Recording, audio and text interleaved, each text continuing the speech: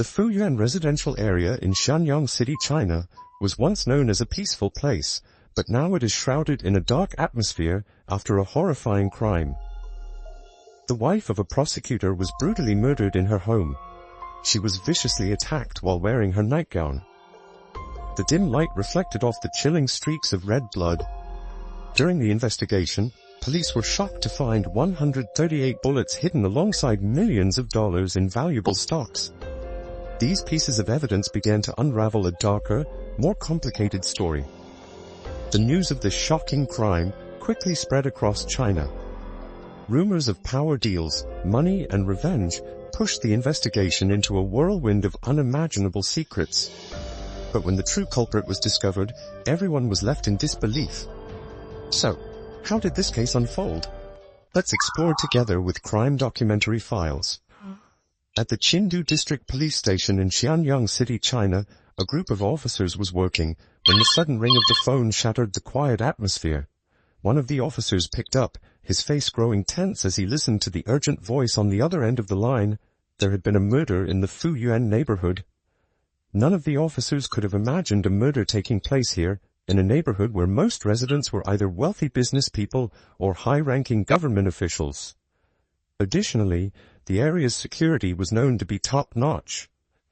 The Qindu District Police immediately rushed to the crime scene. Upon arrival, they discovered that the victim was the wife of a prominent local prosecutor. The event sent shockwaves through the community. Chen Bing, the victim's husband, appeared grief-stricken, surrounded by several friends.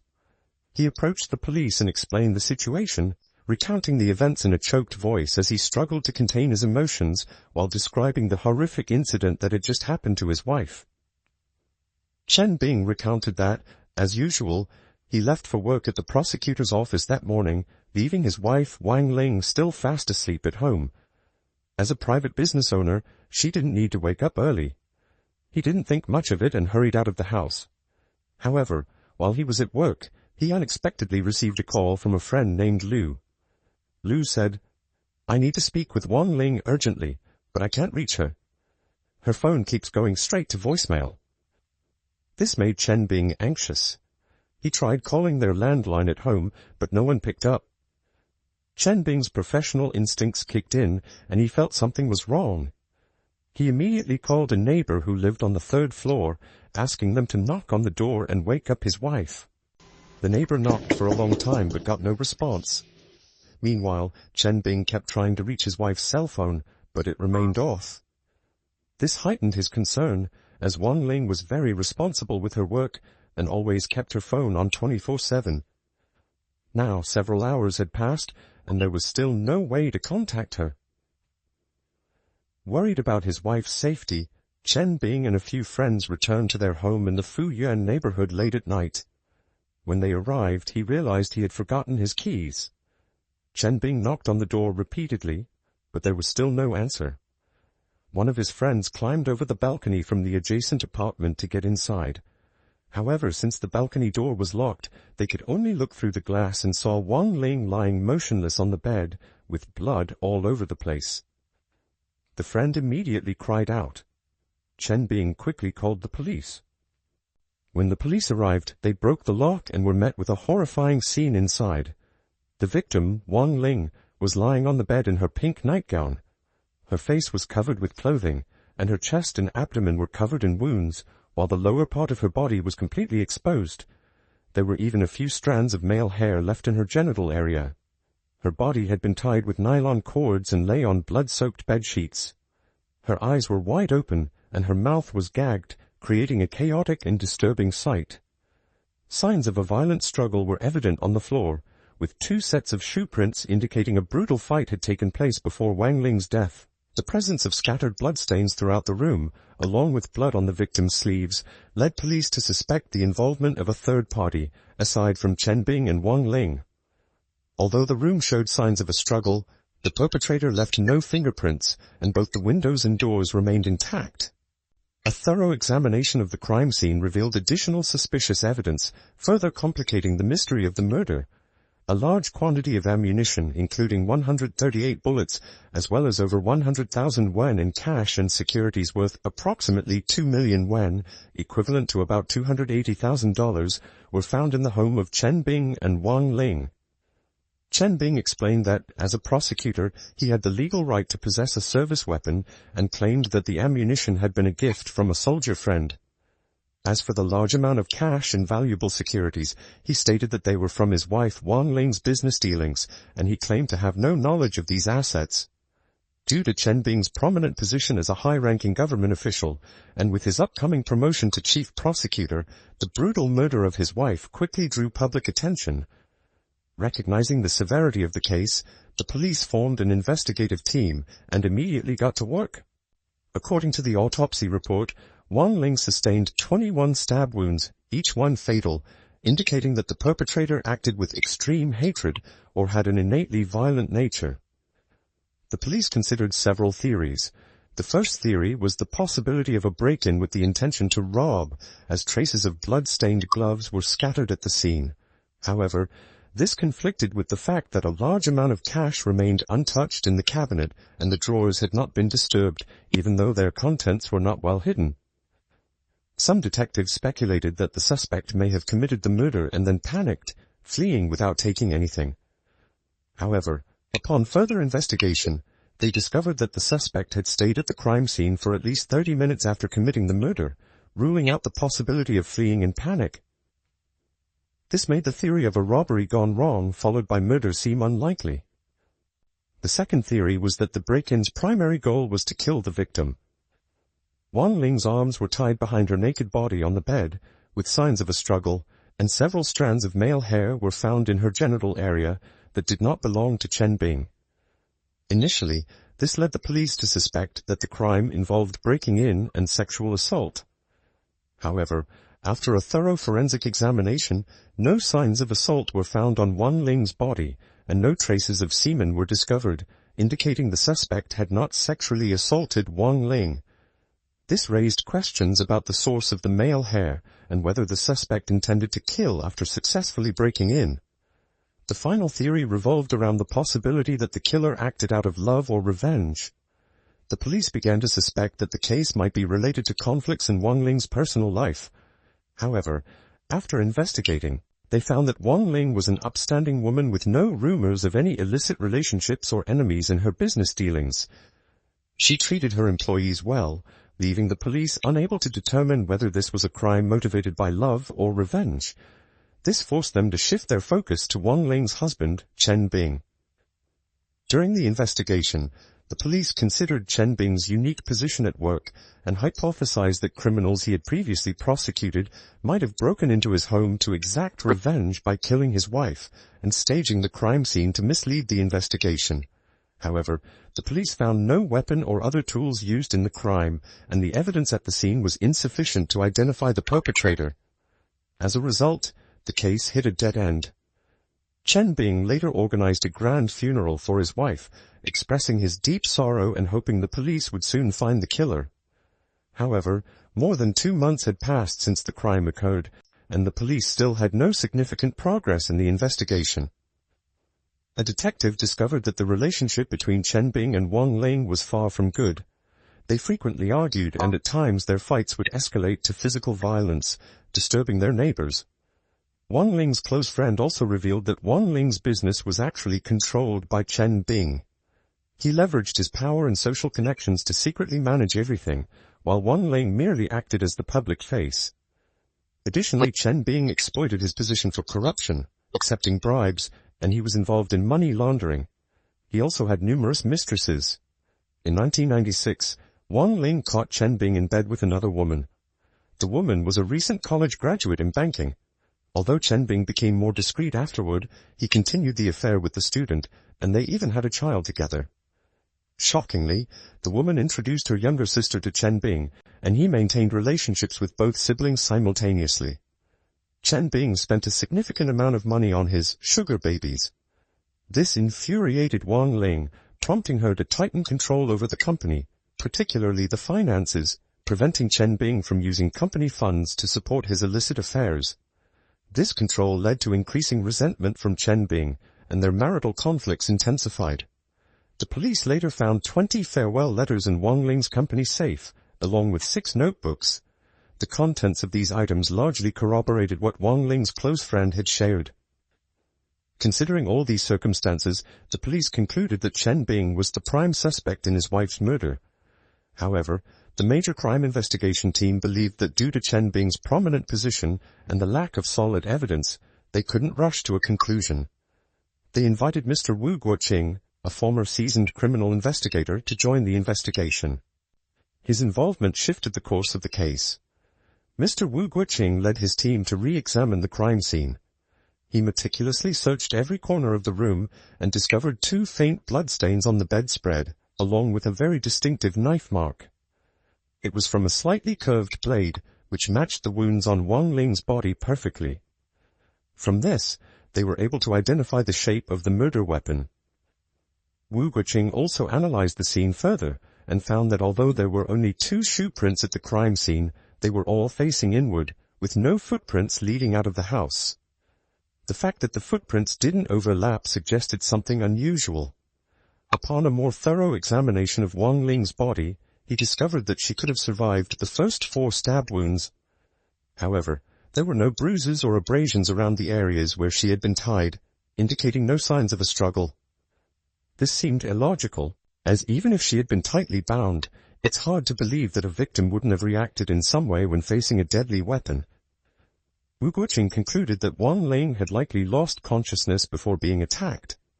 He then instructed the investigative team to perform more extensive blood tests and examine the residual contents of the victim's stomach. The results revealed that Wang Ling had ingested a large amount of sedatives before being killed. However, there were no injection marks on her body, nor was any medication found at the crime scene. Based on these findings, Wu Guoqing deduced that Wang Ling had likely taken the sedatives herself before her death. He also revisited Chen Bing's initial statement, where he claimed he left the house after 7 a.m. Wu Guoqing speculated that Chen Bing might have left after Wang Ling had already died. This caused Wu Guoqing to direct the investigation toward Chen Bing. After 108 days since the crime, Chen Bing was taken into custody on suspicion of involvement in his wife's death.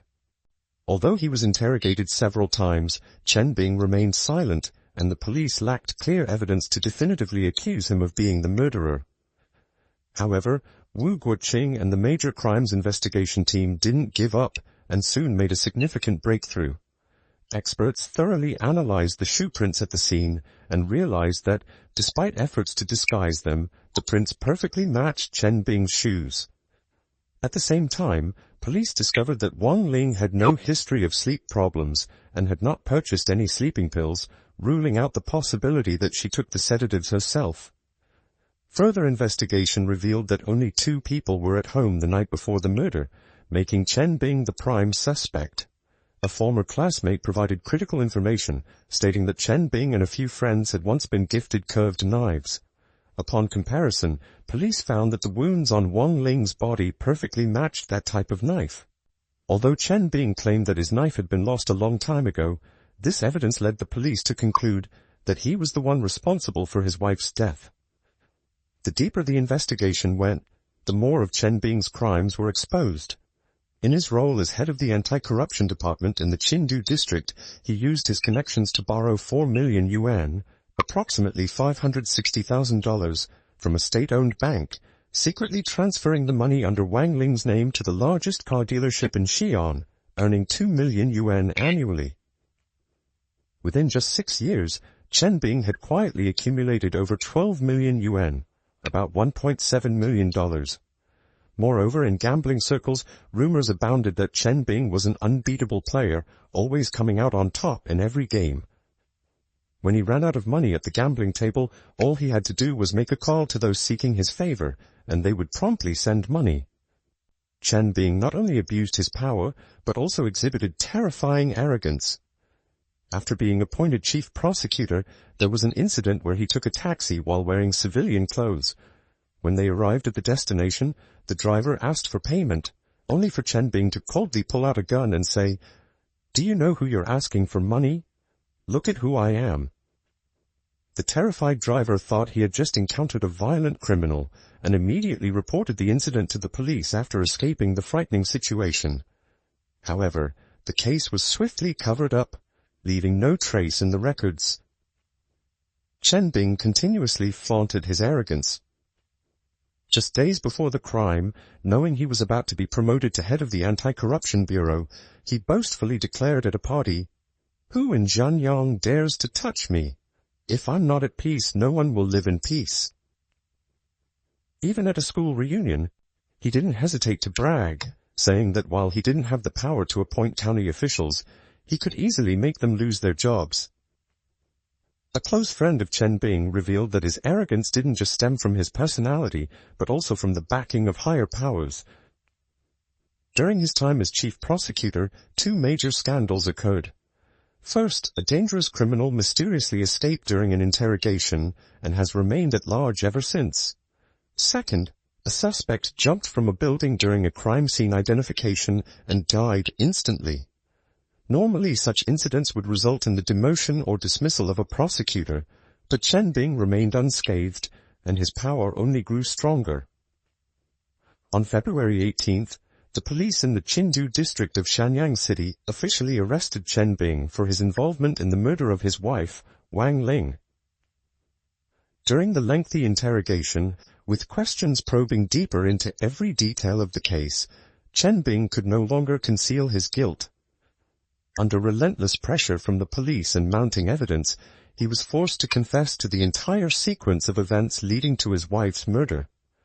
The confession not only exposed his heinous actions, but also revealed the dark side of Chen Bing, uncovering a series of tragic events that led to the crime he had tried to hide for so long. Chen Bing and Wang Ling had started their marriage in simplicity and sincerity. At that time, Chen Bing was just a physics teacher, while Wang Ling was an ordinary factory worker. They lived together with love, sharing both the hardships and joys of life. Their relationship was natural and gentle, yet deeply rooted. Every day they worked hard, not only to maintain their livelihood, but also to build a better future. Their dedication and perseverance became a great source of motivation, helping them overcome the early challenges of life. As time went on, Chen Bing began to attract the attention of his superiors. His intelligence and sharpness not only made him stand out, but also quickly earned him the support of influential people. In a short period of time, Chen Bing rapidly climbed the ranks, securing key positions. With each promotion, more power and wealth came his way. However, as his career advanced, the distance between him and his wife grew. The evenings they once spent together were now replaced by gatherings with people from the power elite. Wang Ling found herself left behind, feeling more and more like a stranger in the life she had once built with her husband. Although they initially tried to maintain their connection, Chen Bing's ambition and the pressures of life gradually caused the love between them to fade, creating irreparable cracks. Behind the facade of success, Chen Bing's life was increasingly filled with conflict and tension, with many complicated factors pulling him into what had once seemed like a perfect marriage. After achieving status and wealth, Chen Bing and Wang Ling were no longer the same. Their disagreements piled up and arguments became more frequent. Differences in both their personal and professional lives led Chen Bing to develop a deep resentment toward his wife, feeling that their marriage was no longer harmonious. Things reached a breaking point one evening when Chen Bing attended a party with friends. Knowing Wang Ling was nearby, he called her to join the party and later took her home. That night, Wang Ling had consumed some alcohol. Around 8 p.m., the two visited a friend named Wang, who lived on the 18th floor of a building, to view some paintings.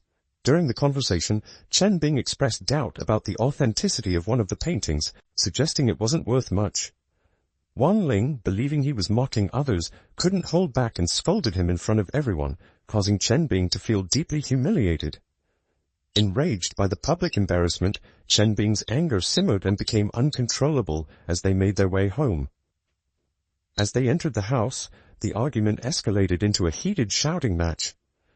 Wang Ling, with a cold demeanor, used harsh words to attack Chen Bing, constantly mocking him, which only fueled his anger. Finally, she retreated to the bathroom, leaving Chen Bing in the living room, feeling humiliated. Sitting alone, Chen Bing replayed his wife's bitter words in his mind, and combined with the influence of alcohol, a sinister thought began to form. He would kill Wang Ling. He recalled a business trip to Shenzhen where he had purchased 5 powerful sleeping pills. Without hesitation, he decided to act on his plan. Chen Bing quickly crushed the pills and mixed them into a glass of water. When Wang Ling emerged from the bathroom, he pretended to be remorseful, apologized, and handed her the glass. Unaware of the danger, Wang Ling drank the water and then went to bed. Chen Bing sat in the living room, his heart racing as he waited for the sedative to take effect. About an hour later, when Wang Ling had fallen into a deep sleep, Chen Bing decided to check on her. He found that Wang Ling was sound asleep, unresponsive even when he shouted her name loudly. However, when faced with the decisive moment, Chen Bing felt a wave of fear and hesitation. Despite the many arguments, Wang Ling was still a significant part of his life. For 3 hours he sat there, wrestling with his emotions. But then he thought about the corruption documents Wang Ling had in her possession, along with her threats to expose the truth if he didn't comply with her demands, extinguishing any lingering sense of morality within him.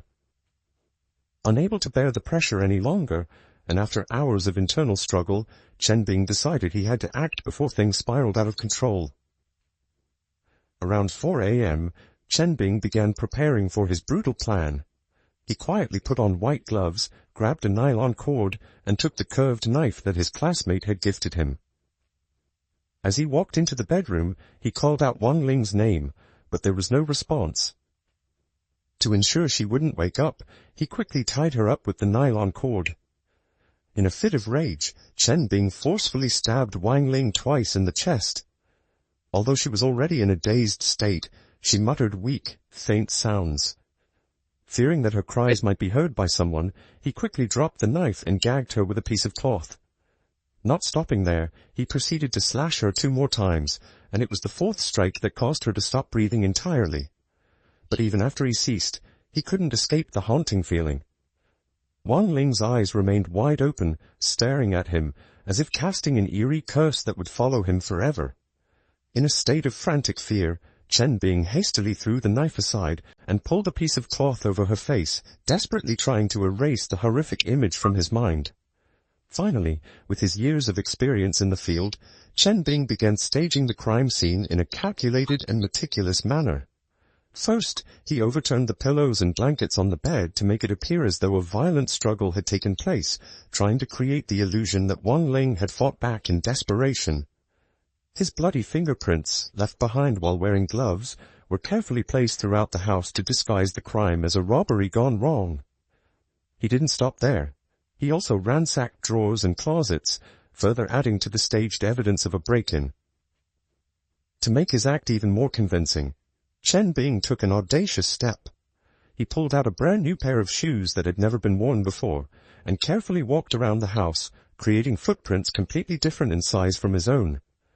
As if that weren't enough, he even removed Wang Ling's underwear and placed a few strands of another man's hair in her genital area, constructing a scene as though the victim had been sexually assaulted before being killed. These cold and calculated details not only added complexity to the case, but also revealed the ruthless and inhumane nature of Chen Bing in attempting to cover up his crime.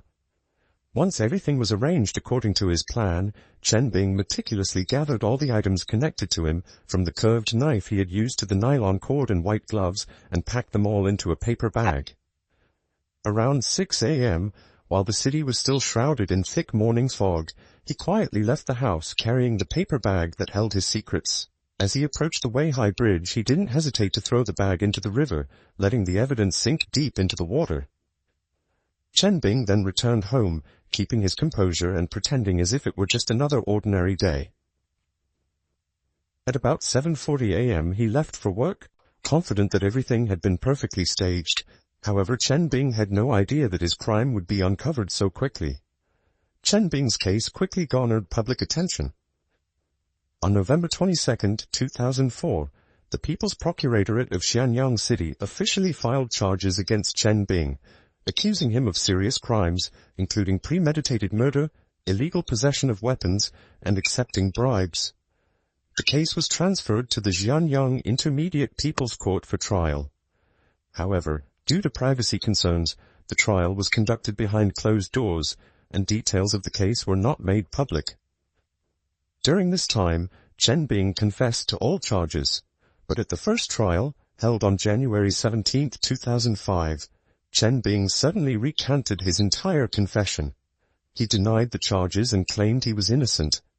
Furthermore, he had invested a large sum of money to hire defense attorneys to represent him. During the trial, Chen Bing made some shocking statements, claiming that during his interrogation, he was taken to room 313, a standard interrogation room from 1994. There, he described the torture he endured as extremely brutal, raising doubts about the authenticity of his previous confessions. He asserted that the torture had forced him to provide false testimony. However, the investigation report from the Shenyang City Police noted that, with many years of experience as a prosecutor, Chen Bing had a strong sense of counter-investigation during the interrogation process.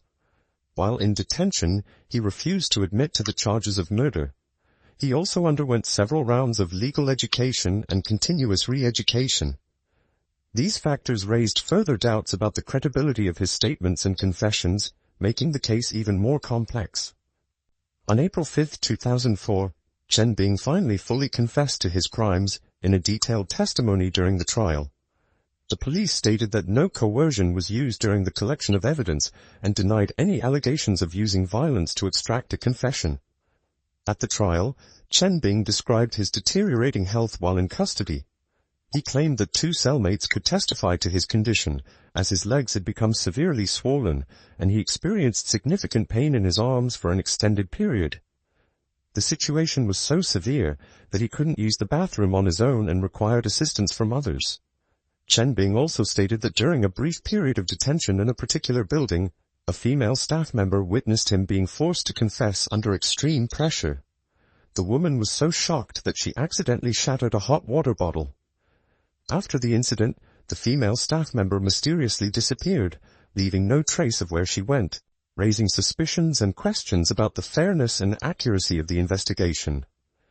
The disappearance of the female staff member raised doubts about the investigation methods and whether there were other undisclosed elements in the case. In response to Chen Bing's defense, the court stated that the building where he claimed to have been tortured was actually a police facility rented to handle cases. The interrogation of Chen Bing at this location was conducted in full compliance with the law. Investigators insisted that there was no coercion involved in obtaining his confession. Furthermore, the Shanxi Provincial Detention Center confirmed that when Chen Bing underwent a medical examination, no significant health issues were found, undermining his defense. As the media reported on the case, the motives behind Chen Bing's crime became a topic of speculation. Chen Bing's brother, Chen Xinmin, stated that Chen Bing didn't even have the courage to slaughter a chicken, so he found it hard to believe that his brother could be a cold-blooded, dangerous criminal. Moreover, at the time of the crime, Chen Bing was being considered for a promotion, which led many to question the motive behind such an act. Chen Bing's attorney also pointed out that the motive for committing the crime couldn't be solely explained by marital discord. While the act of stabbing his wife 21 times was horrific, without a reasonable motive, this alone wasn't convincing.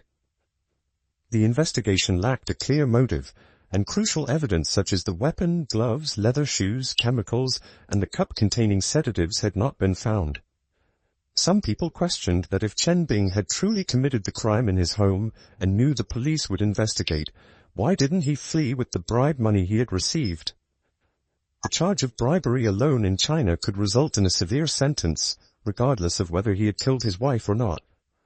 Additionally, Chen Bing claimed to have put 5 sedatives into Wang Ling's glass of water. This would undoubtedly alter the taste of the water. So why would Wang Ling, after arguing with Chen Bing, drink the water without any suspicion? Moreover, if Chen Bing had no premeditated plan, how could he have obtained male body hair and placed it in Wang Ling's genital area? The entire case became increasingly complex and ambiguous during the trial. On the day of sentencing, the Shanxi Provincial Supreme Court issued a death sentence for Chen Bing. Before the execution, Chen Bing remained steadfast in telling his lawyer that he was innocent. It is reported that a leader at the Supreme People's Court learned in advance of the execution date and made a call to Shanxi to halt it.